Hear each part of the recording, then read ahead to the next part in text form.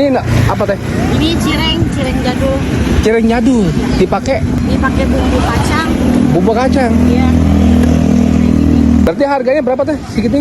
Ini 1.008. 1.008 Iya. biji. 8 biji. Berarti kalau 5.000 berapa? 5.040 biji. Jadi ini pertama ya teh jualan di sini Iya, di Bojong. Kenapa yang cilok jadul? Emang cilok jadul? Iya, cilok jadul kan ini dari zaman dahulu udah ada cireng jadul kayak gini. Oh kayak gitu. Ya 5.000 dapat segini, coy, mantap.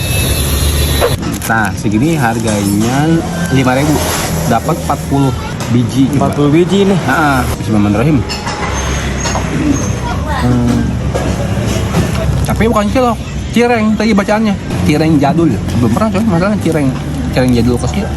Kayaknya worth it. Tahu crispy 10.000 3. Ini kan cireng pakai bumbu kacang. Tahu crispy pakai bumbu kacang aja gitu. Bumbu tabur. Ya. Ini enggak, bumbu kacang. Bumbu kacang.